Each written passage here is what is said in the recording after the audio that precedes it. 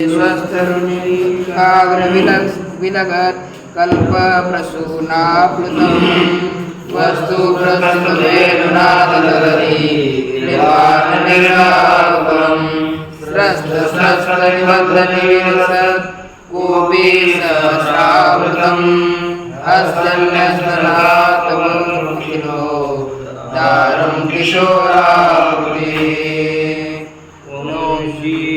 कुशिलकरानवनीरदाभात् पीताम्बरादर्शमिमभरादरुष्टात् पूर्णेन्दुसुन्दरमुखादरविन्दनेत्रात् कृष्णात् परं किमपि तत्त्वमहं न जाने ज्ञातसमारम्भान् श्रीज्ञानराजमध्यमान् अस्मदाचार्यपर्यन्तान् वन्दे गुरुपरम्पराम्। श्री भगवान पांडुरंग परमात्मा, श्री ज्ञानोबराय जगद्गुरु तुकाराम महाराज, शांत ब्रह्म एकनाथ महाराज, आदि गुरु शंकराचार्य इत्यादि सब संतों के अलौकिक हेतु के कारण ऐसी कृपा से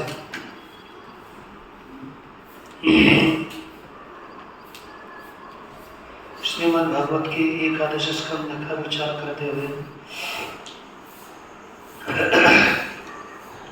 हम लोगों ने कल 16 श्लोक तक विचार किया था।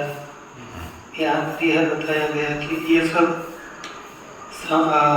यादवों के पुत्र मदोन्मत्त होकर के पिंडारक क्षेत्र में चले गए हुए ऋषियों को जाकर खेलते हुए वो दट की तरह है ना, थे वो दट लेकिन विनीत की तरह उन्होंने पूछा। और जाम्बवती का बेटा जो सांब था, को स्त्री के कपड़ों से, आभूषणों से और गर्भवती स्त्री का स्वरूप धारण करके वो चले गए और कहा कि ये साक्षात आपको पूछने में डरती है, लाजती है, लेकिन खुद को पुत्र चाहती हुई ये तुरंत प्रसूत होने वाले हैं, ये किसको जन्म देगी। लेकिन ऋषियों को क्रोध आया और उन्होंने कपट जानने या साचार थोर कोपले ऋषिश्वर कपट को जान करके अतिशय क्रोधित हो गए और उन्होंने अनिवार्य वाग्वज्र शाप दिया और कहा, अरे प्रसवेल जे बाळ ते होय सकळ पळा काळ निखळ लोहाचे मुसळ देखाल सकळ टाकले मंद भाग्य। आपके कुल का नाश करने वाला कागरो मुसल का जन्म होगा।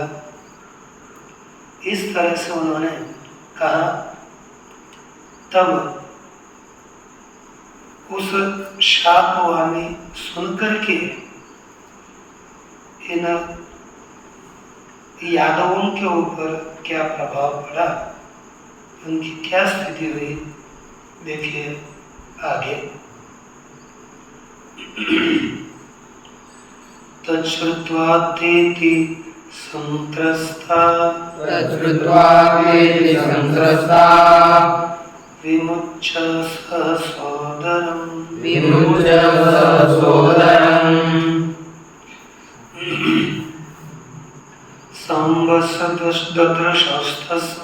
सांबस्य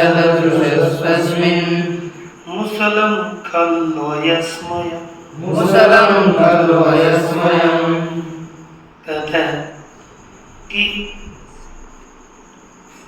तच्छ्रुत्वा ते अतिसंत्रस्ताः सहसा सांबस्य उदरं विमुच्य तस्मिन् अयस्मयं मुसलं ददृशु। कहा तत् अन्वय हो गया ना, तत् श्रुत्वा ते अति संत्रस्ता।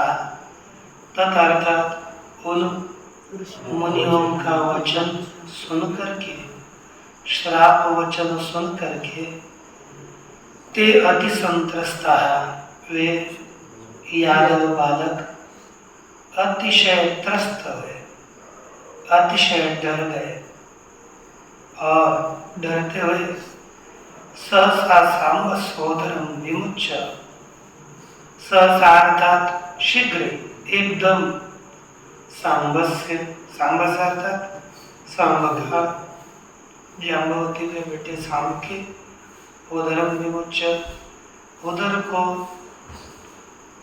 खुला करके, तस्मिन उसमें, संश्लिष्टम उसके साथ संबंधित हुआ, अर्थात लगा हुआ, उसके उदर से दशांगुल ऐसा संबंधित उदर में लगा हुआ अयस्मयम मुसल, लोहमय मुसल को देखा।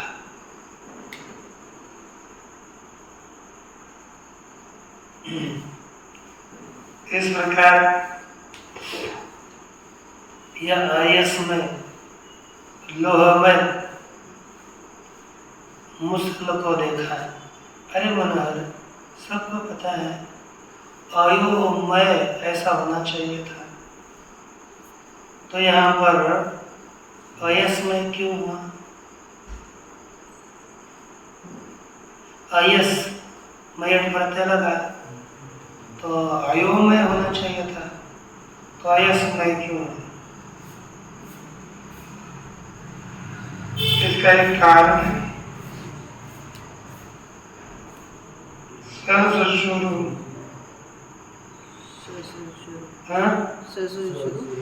कर लेता है? उसके द्वारा रू आदेश करता है, र करता है कि रू करता है, लेकिन पदांत में करता है। यहाँ पर यद्यपि मयट प्रत्यय हुआ है तो भी यह प्रत्यय आगे होने पर पीछे वाले की क्या संज्ञा होती है? पद संज्ञा होनी चाहिए, है कि नहीं? तो यहाँ पर हमारे पास एक सूत्र कौन सा भक्त संज्ञा करने वाला? बोला ये जी भम क्या बोलता है? ये आगे होने पर यजादि स्वादि गुरु है ना, यजादि है ना, यजादि स्वादि, यजादि अर्थात यकारादि और स्वरादि।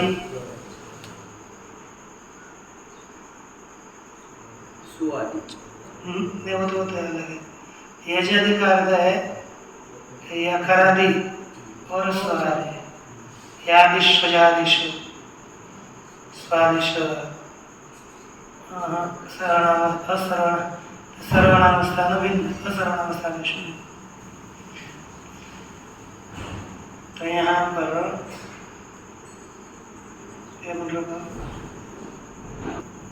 सूत्र आता है सिद्धांत में, क्या है? अस्मयादि। क्या? अस्मयादि।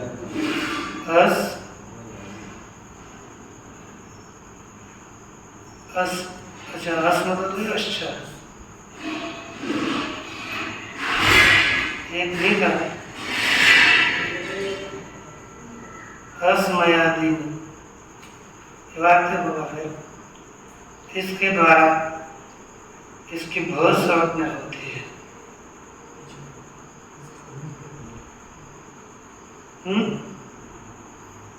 और बहुत संज्ञा होने के बाद जैसे अस्माया में दूसरा जो भी नहीं हुआ है ना, वहाँ पर भी अस्मयादि में कुछ होगा। इसके द्वारा बहुत संज्ञा होने से पद संज्ञा नहीं हुई। पद संज्ञा न होने के कारण पूर्व में ऋ आदेश नहीं होता और के स्थान पर वो होकर के विषय अयोमय न बन करके अयस्मय यही रूप सिद्ध होता है। पर वाक्य के लिए हो तो देखना पड़ेगा, उसमें भी हो सकता है जब बड़े।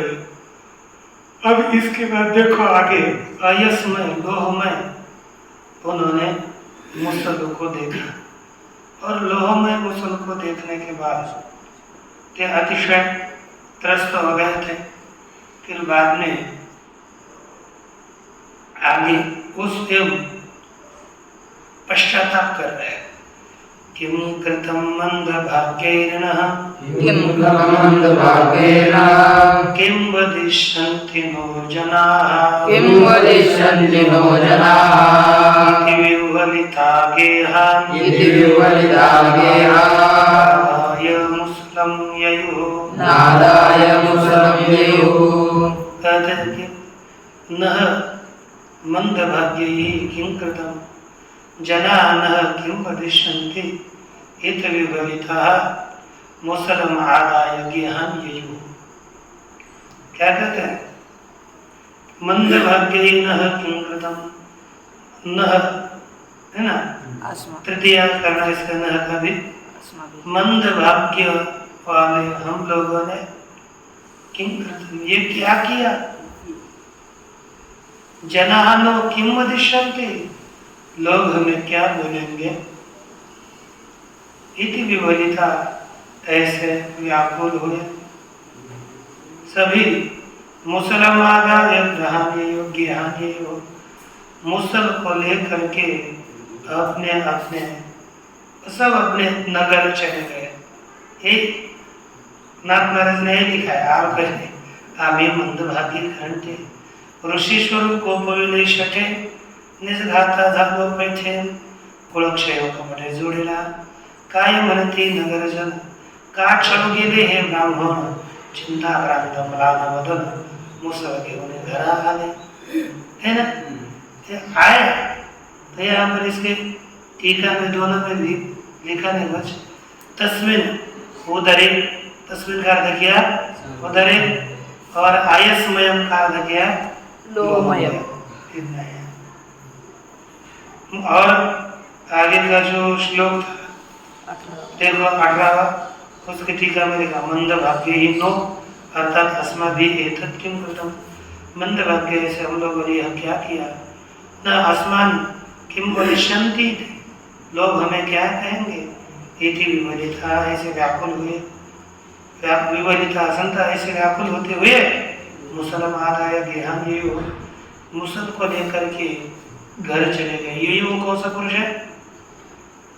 ये बहुवचन इसके या प्रापण येतात, कौन सा लगा? लीड लगा गई भैया ययुः ययुः। अब देखिए आगे, तच्चोपनीय सदसी सज्जोपनये सदसि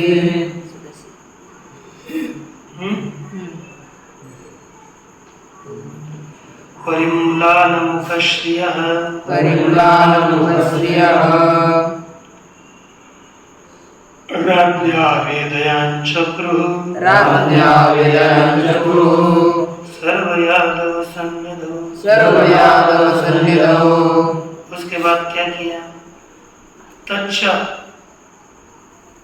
परिम्लान, तच्च सदस्य उपनय परिम्लान, एक मिनट था, सदसी उपनय परिम्लान मुखश्रियः सर्व यादव सन्निधो राज्ञे आवेदयान् चक्रुः।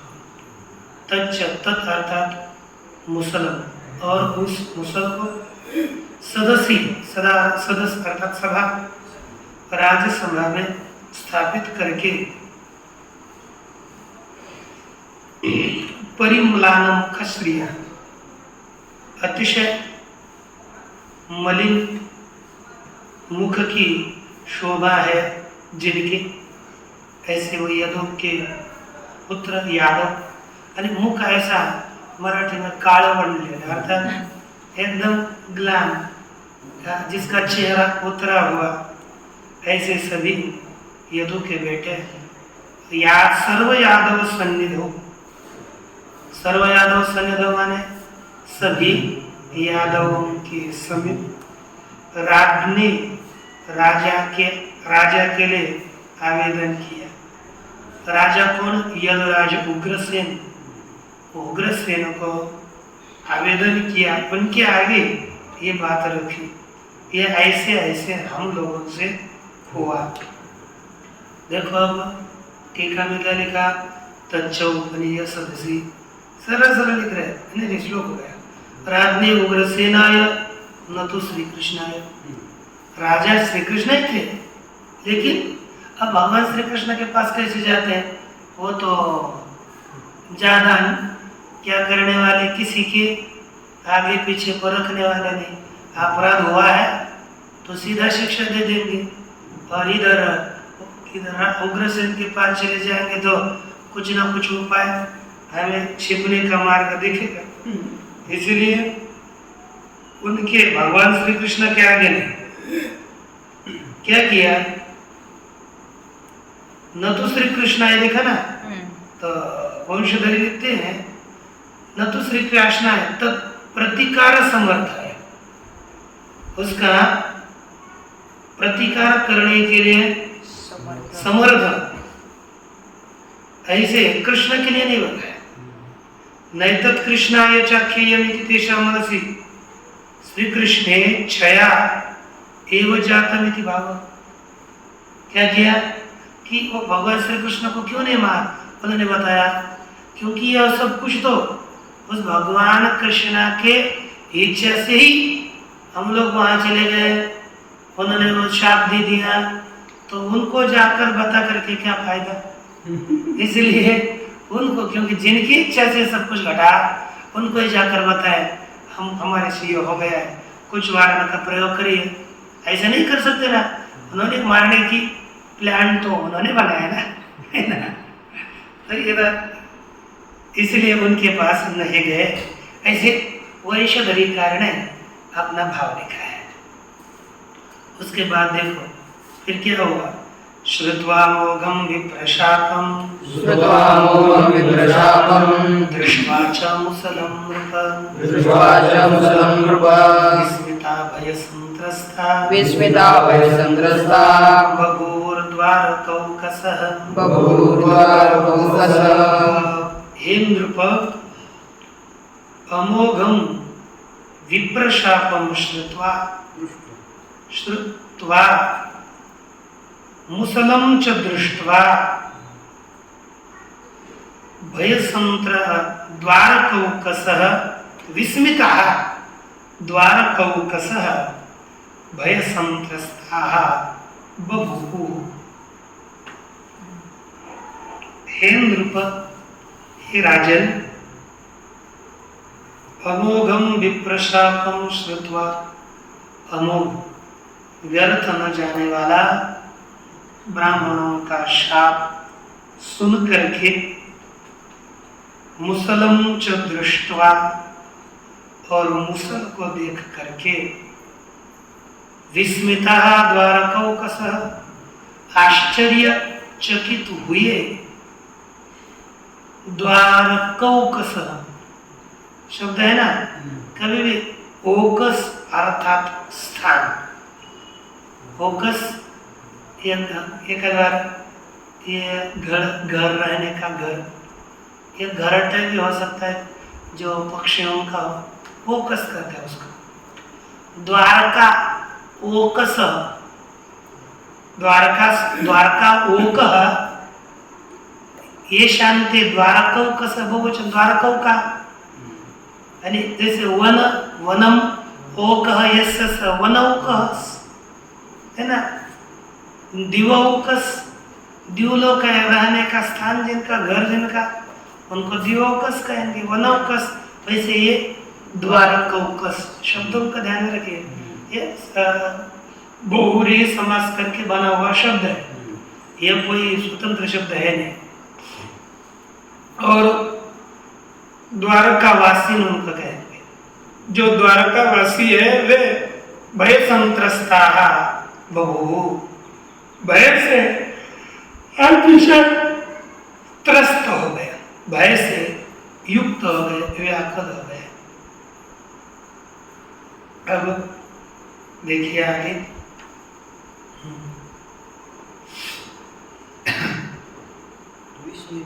हाँ, आश्चर्यचकित होकर पहले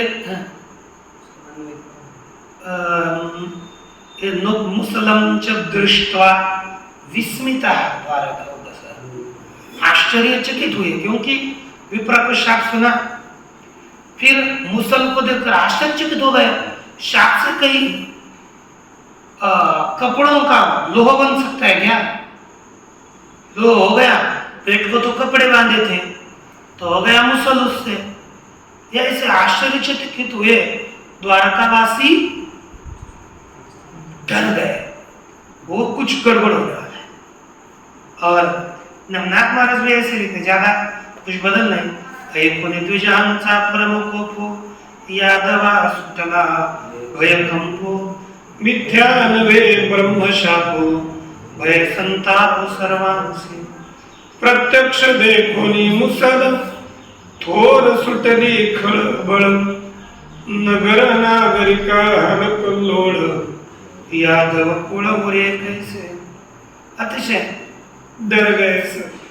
ऐकवाया परीक्षिती सबळ भविष्याची गती वृत्तांत श्रीकृष्णासी न सांगती विचार आपमती ती केला।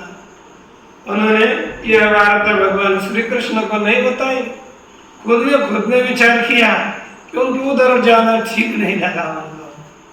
कोई आदमी होता है ना, जैसे कोई विचार परामर्श थोड़ा दूरी बनाए कर यदि रखने लगे तो विचार परामर्श जाकर करते नहीं करते तो फिर समस्या होती है, नाश हो जाता है।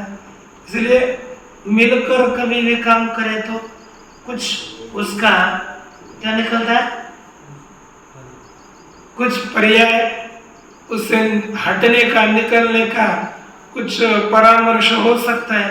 उसको सोल्यूशन कहते हैं अंग्रेजी में, कि कुछ ना कुछ पर्याय निकलता है, उसमें कुछ उपाय निकल सकता है, लेकिन वैसा नहीं होने के बाद फिर समस्या में पड़ता है आदमी। तो देखिए क्या करते हैं। तो फिर उन्होंने विचार करके क्या किया, उसकी क्रिया को कहते हैं तच्चूर्णयित्वा मुसलम् चूर्णयित्वा मुसलम् यदुराजस्य आहुकः समुद्रसलिले प्रास्य लोहं चास्यावशेषितम् उसके बाद सः यदुराजः आहुकः तदु मुसलं चूर्णयित्वा समुद्रसलिले प्रास्यात् अस्य च लोहम अवशेषितम्। क्या कहा, सह यदुराज आहुकः, वह यादवों का राजा आहुक माने उग्रसेन, उसने तत् मुसलम चूर्णयित्वा, भूतकाल है ना, इसलिए हम में लगाते हैं, करते हैं। यदुराज उग्रसेन ने, उस यदुराज उग्रसेन ने उस मुसल को चूर्ण करके, मुसल का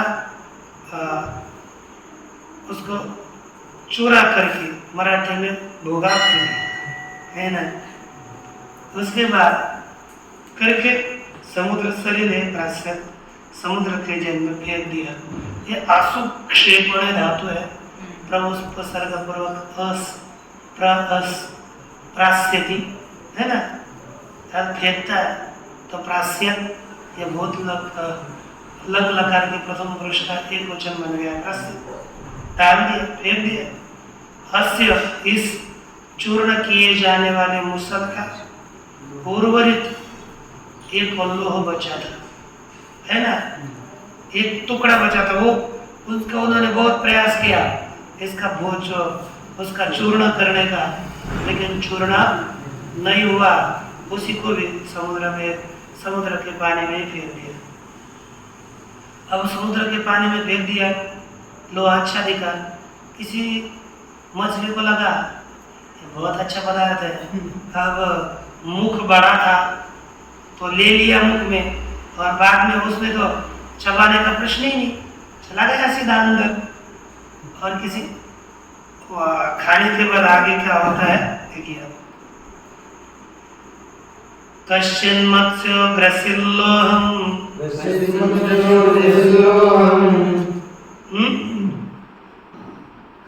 ये पहले इसी श्लोक का पुराना देखते हैं। आहुक अर्थात उग्रसेन सोपि श्री कृष्णम अपृष्ट्वैव प्रसत्पूर्णम प्रक्षिप्तवान, उसने भी श्री कृष्ण को न पूछ कर ही चूर्ण को समुद्र के जल में फेंक दिया।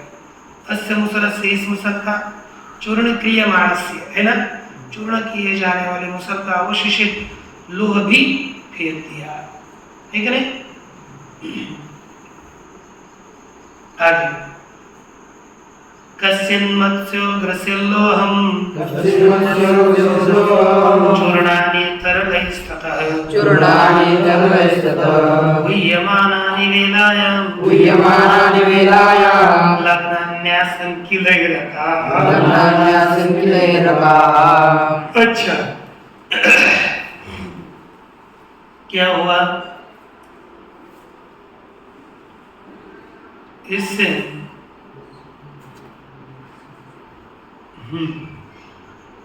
कश्चिन मत्स्य लोहम अग्रसित ततः चूर्णानि तरलैः चूर्णानि तरलैः ततः गुह्यमानानि वेलायां लग्नानि किलैरकाः आसन्। अर्थ देखिए, कहते हैं कि कश्चिन मत्स्य लोहम अग्रसित, किसी मछली ने, उसका नाम थोड़ा ही होगा, तो किसी मछली ने उस लोहा को खा लिया, ग्रास कर लिया। चूर्णानी, जो चूर्ण भाग था लोहा का, वो पानी में ही तैर रहा था। यदि कठिन होता तो नीचे चला जाता, चूर्ण ऐसा कर दिया, कोई पानी में बुड़ने का प्रश्न नहीं। तरल ही तरंगों के द्वारा तथा वहां से गुह्यमानानि बहने वाला वह भाग वेलायाम लग्नानि, वेला माने तट, समुद्र के तट पर लगा हुआ वह भाग येर कहा आसन, येर का हो गया। येर का माने दीर्घ। एक इसका नाथ महाराज अर्थ लिखते हैं, येरिका रूप, इन्होंने ऐसे लिखा, समुद्र लाटांची कल्लुळ तेणे ते लोह चूर्ण सकळ प्रभा से लागूनी प्रबळ प्रभास क्षेत्र में गया और उठले तत्काल येरिका रूपे। येरिका इस रूप से वह उत्पन्न हुआ। तो येर का ये पटेरा इति ख्याता, टिप्पणी दी है इसमें। क्या एर का दीर्घा स्थूलाश्च दीर्घ सूची मुखा, ऐसे तो हमारे पास तो हमको जो चाहिए वो एर का क्या है ना, ये अर्थ भी देखिएगा, दीर्घ सूची मुखा निर्ग्रंथि घास विशेष, एक एर का नाम का घास बना हुआ है, एक, लेकिन हमारे परिचित शब्द नहीं है ना। दीर्घ सूची मुख तृष्ण तृण विशेषा, जिसका सूची अर्थात टोक लंबा होगा और बीच में उनको बिल्कुल गांठ नहीं होती, ऐसा घास बना है। लवण हाँ, क्योंकि जिसको मारने पर चाबुक से भी ज्यादा लगेगा, क्योंकि इससे मारकर उनका मृत्यु हो गया है। ऐसे थोड़ा इतना मार कर इधर एक चीटी मरती नहीं उससे, है ना। समझते क्या? अब वो एर का रूप से उत्पन्न हो गए, उसके बाद बचा हुआ था ना, उसकी क्या स्थिति हो गई? मत्स्य गृहीतो मत्स्य ग्नैर मत्स्य गृहीतो मत्स्य ग्नैर जाले नान्ये सहार्णवे जाले नान्ये सहार्णवे तस्योदरगतं लोहं तस्योदरगतं लोहं सशल्य लुब्धको करोत्। सशल्ये लुब्धको करोत्। देखिए वहाँ पर आप विठ्ठल अर्णवी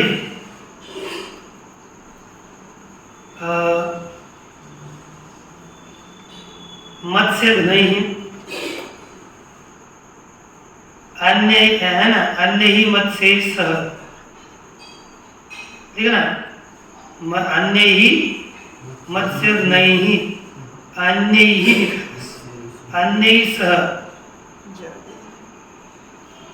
मत्स्य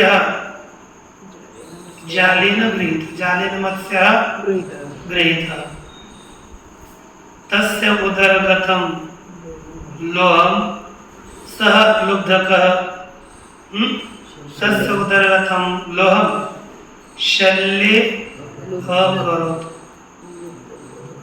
लुब्ध करतात वही पाले सह लुब्धकः शल्ये तस्य उदरगतं लोहं अकरोत्। अब देखो अर्णवे, अर्ण में अर्थात समुद्र में,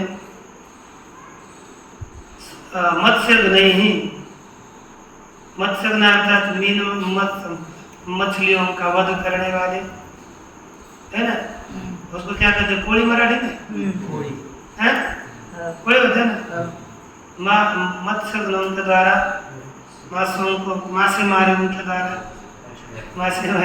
मछमारी मछुआरा हिंदी हो गया है ना, मछुआरों के द्वारा होता। अन्य मत्स्य अन्य मछलियों के साथ ही जाल के द्वारा उस मछली को पकड़ा, है ना। तस्य उदरगता, उस मछली के उदर में होने वाला जो लोह है, उस लोह को सह वश व्याधने शल्य अर्थात बाण के अग्र भाग में स्थापित किया। क्योंकि बाण होता है, ऐसा नहीं कि बाण सब लोहे का होता है, नहीं, पीछे बाण तो लकड़ी का, आगे का जो टोक होता है वो केवल लोहे का। तो बाण छोड़ने पर अंदर जाने वाली पीछे लोहे की आवश्यकता नहीं, वो लगने वाला लग ही जाता है, अगला काम अपना काम करता है। तो वैसे ही इन्होंने अपने बाण के टोक में लगा दिया, अग्र भाग में उस लोहे को लगा दिया, उसका यथार्थ उपयोग किया। फिर बाद में हुआ क्या, ये सब कुछ घटना भगवान को पता नहीं थी क्या? पता थी, लेकिन उसको बदलने का भगवान ने इच्छा ही नहीं करी। क्योंकि देखो अब इस तरह से भगवान परमात्मा अपने संसार के विषय में कितने निर्दयी नहीं, अनासक्त थे। देखो दो आदमी इस महाभारत काल में हुए, एक धृतराष्ट्र और भगवान श्री कृष्ण। धृतराष्ट्र को कहा था विदुर जी ने, अरे कि त्यजेत एकम कुलस्यार्थे ग्रामस्यार्थे कुलम त्यजेत ग्रामं जनपदस्यार्थे आत्मार्थे पृथ्वीं त्यजेत। ये वाक्य विदुर जी का है, धृतराष्ट्र के प्रति कहा हुआ। जब दुर्योधन का जन्म हुआ उसी काल में गधों, घुबड़ यानी उलूक, इनका बहुत ध्वनि सुनाई दिया, ये बहुत चिल्लाने लगे। तो उसी समय पता चला था कि ये कुल का नाशक होने वाला है। बचपन में जन्मते ही धृतराष्ट्र को कहा था विदुर जी ने कि इसका त्याग करो, ये कुल का नाशक होगा। लेकिन तरी पुत्र स्नेह मोहित, ये पुत्र के स्नेह के द्वारा मोहित हुए थे, इसलिए उन्होंने उसका त्याग अच्छा नहीं माना। और इतना ही नहीं, वहां पर भी श्लोक दिया, वो श्लोक याद नहीं आ रहा, लेकिन वो श्लोक दिए वहां पर उनका स्नेह उसके कारण त्याग नहीं किया, मारा नहीं उसको। इसलिए एक ने जगत के नाश के लिए अपने मोह को छोड़ाने, मोह को बढ़ाया और अपने कुल का सबका नाश किया, भारत का नाश किया समझो उस समय। और एक आगे की बातों को जान करके स्वयं उनको प्रेरित करा, एक आदमी को नहीं, जनपद से अर्थे नहीं, ये सकल लोक अर्थे समझा, अपना पूरा कुल एक जनपद समझो, पूरा देश के लिए इस कुल का पूरा नाश किया।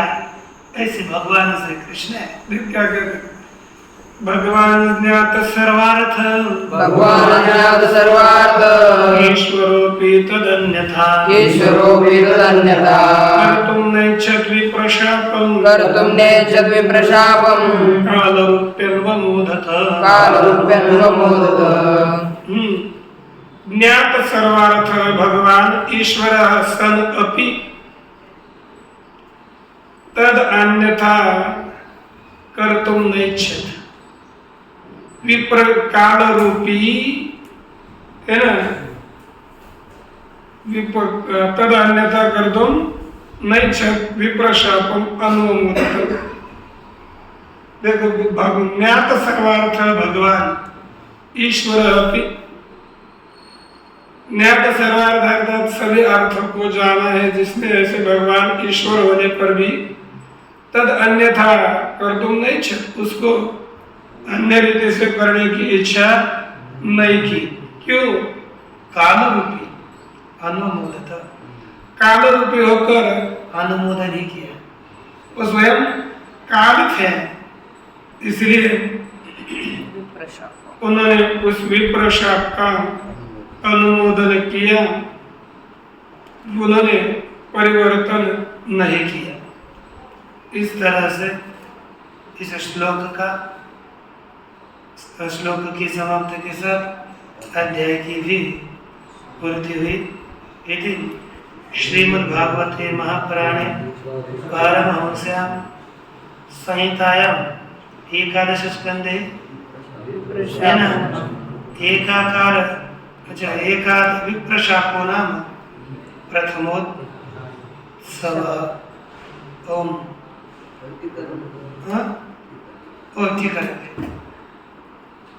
देखो, अन्य मत से सह शल्य अर्थात शराग्रे बाण के अग्रभाग में उन्होंने उसको लगाया। ज्ञाता सर्व अर्थायन स ईश्वरोऽपि समर्थो के साथ जान लिए सब अर्थों को, जिसमें ऐसे भगवान ईश्वर होने पर भी अन्यथा कर्तुं नैच्छत्, अन्यथा करने की उन्होंने इच्छा नहीं की, किंतु अनुमोदत, उलट अनुमोदन किया। क्यों? यतः काल रूपी, क्योंकि वह काल रूप वाले थे, इसलिए उन्होंने ये उलट काम नहीं किया। यदि इस तरह से यदि श्रीमद्भागवते एकादश स्कंदे है ना, श्रीमद्भागवत भागवतस्य टीकायां प्रथमोऽध्यायः समाप्तः।